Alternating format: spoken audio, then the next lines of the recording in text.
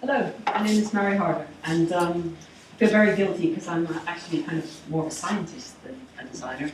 But you designers really get around, and it seems to be you don't necessarily have to design products; you get to design systems, and sometimes you kind of design I don't know, just the way you get people to move around. Sometimes you say, "Oh, I designed that," and it sounds like almost anything you want you could say is design. So I wasn't so surprised that although I was started off as a scientist, I do science in lots of different areas, and I was then entered as a designer in the last REE, which was a revelation to me that apparently I was found by design, someone said. And I think this is important for the point I want to make, because if we talk, I'd like to talk specifically about actions.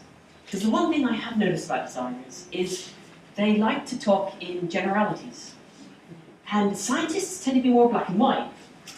And I think designers have so much creativity and ideas about moving things forward and having visions, but they're always kind of vague visions. And I think the most important action we need to come up with is some definite actions, okay? And for me, there would be two. One is that we need some frameworks.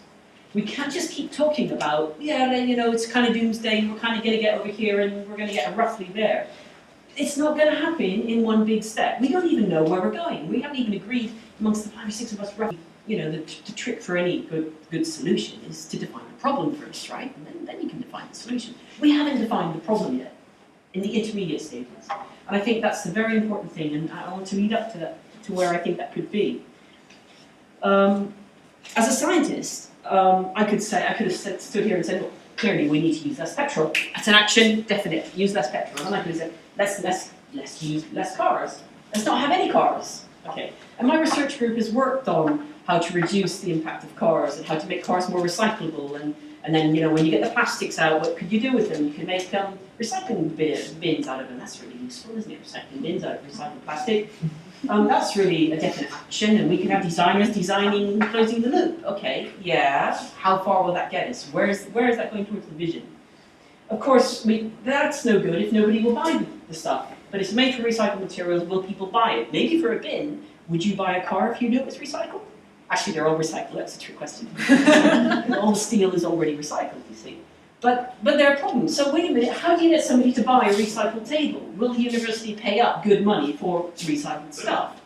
Well, that involves a kind of psychology change, isn't it? Kind of change from their point of view. And of course, we'll go home and tell the husband to recycle, and any of you try to get them into recycle. Okay, maybe some of you are good, sorry, I'm maligning you. And then the kids, we tell the kids to recycle. They go to school and learn about recycling, they come home and tell us to recycle. And it's nag, nag, nag, nag, nag. And after a while, it's just, a lot of people just shut off. Now, I had a lot of the people speaking before me were saying, well, we know the facts. Why aren't we doing anything? Why can't we just get on with it? We all know the facts. And, not only do we know the facts, we come home, we tell the husband and the kids, and they still don't do it. We told them the facts. And we go to the third world and tell them what to do, because they don't know what to do either, do they? They're getting it wrong. Yeah? I went to Colombia a couple of years ago, 2 years ago. It was amazing. Their waste is 80% organic. 80%. And where we went to in Colombia, they had forgotten how to compost. In the towns, not even in the cities, in the towns, the people had forgotten how to compost. So the cities suddenly had these huge problems of taking waste out and moving it in landfills and land raising it, having methane coming out by the ton, with a population that only a few decades ago used to always use it locally anyway. So where are we going in this? How can we go out? How can we just go out and tell them, excuse me, you got so many tons of organic waste, so many tons of methane, doesn't that make sense to stop? Who are we to tell them? Okay, we can't even get our husbands and kids to do it. Okay. I was in, you can say, well, let's just have less people. Yeah, well, they tried that a few years back, didn't they? State of Maharashtra, lots of India, put in child control, reduce number of, you have 3 kids, that's it, time out, no more kids. A little snip operation here or there. Okay. It's not our place, it's not our role, perhaps, to go and do things like that. But then we want these actions, we want these definite actions. What can we do? I was in China a month ago and talking to some people looking at water catchment around Shanghai. And the question was, why can't we get these communities to protect the water going in feeding all the water resources for Shanghai? And the translator kind of stopped and I said, I don't know how to translate this. I said, oh, go on, just say it. He says, It's because the people are like grains of sand. They have no connection with each other anymore. We've had a long period of neighbours spying on neighbours and people getting each other into trouble. And you can't say, let's all be a really good apartment block and have a really good recycling. Let's let this cul-de-sac be the best recycling cul-de-sac and get a little gold star on its sign. It won't work in China, they told me. Because people are like grains of sand. And so he said, you know, in England is it the same? I said, well, we have a lot of problems. We go try to get people to recycle more. And you bang them on the head and say, why don't we recycle more? Can't you see what you're doing to the planet? And the answer is, the reason is some very interesting work similar to what Peter started the lectures with this evening. That's a circle about the different types of things, the human needs and the human conditions. And so very interesting work's been done on this recently, very recently, especially by Oxfam and WWF. And their premise is this, that people hold deep within them value systems that they don't even know about, especially in the West. Because why don't they know about it? Because it's not part of our vocabulary. Our kids don't talk about the difference between compassion and kindness. They don't know the difference. What's the difference between compassion and kindness? They're almost the same, they'll do. Okay? We don't know how to use this vocabulary in a way that, I can't actually say something about integrity to make sure that you know what I mean by integrity, because the word integrity can mean so many things. Because we don't use it. It hasn't got a shared vocabulary. So, my group had done a lot of work on trying to incentivize householders to recycle more. And we tried vouchers, and we tried competitions, and we tried your local school gets money, and all sorts of things. And we kind of noticed some things did really well and some didn't. We could never really work out why. We moved on to another project looking at values. And the values within us and how we can measure them. Can you actually measure values? In the West, probably not. How can you measure something you can't even define or discuss or have a shared vocabulary with? But we tried, and we went to some different civil society organizations and groups of people, and we drew down from them. We asked, what's important to you? And from this built up new vocabularies and very definite things that they could point to, and they would say, what's important to our civil society organization is that we empower children. And if we empower children, this is what it looks like. Or we get those children emotionally connected to nature. And if it happens, these are 3 ways we would see it happening. Well, they defined what it looked like themselves. And then they could go out and measure it.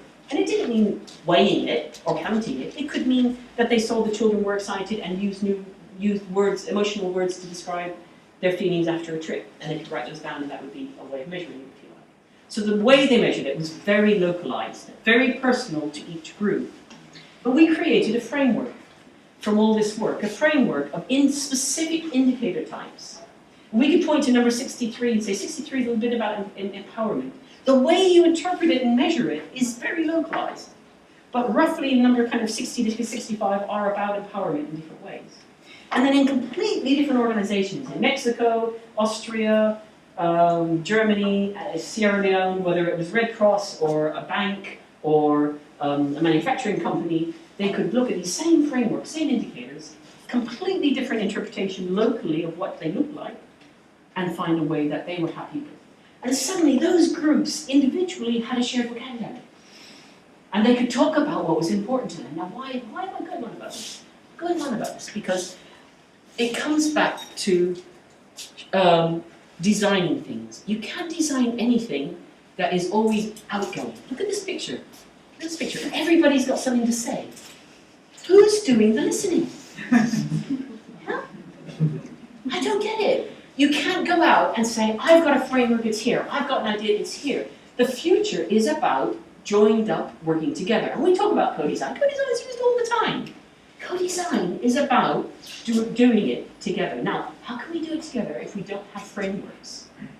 So I think we need to come up with specific frameworks, just like the one, not the one that I mentioned, but similar things, where we actually agree to share progress, agree to not always go off and try and have a new slant on a new word, okay, but build frameworks. Now, this can only happen, the building of these frameworks, if we really encourage independent critical thinking, which you all do because you're all designers, by definition, okay, but it also involves listening to different points of view, and I mean listening, and not doing the individual creative thinking, but doing the collaborative group development.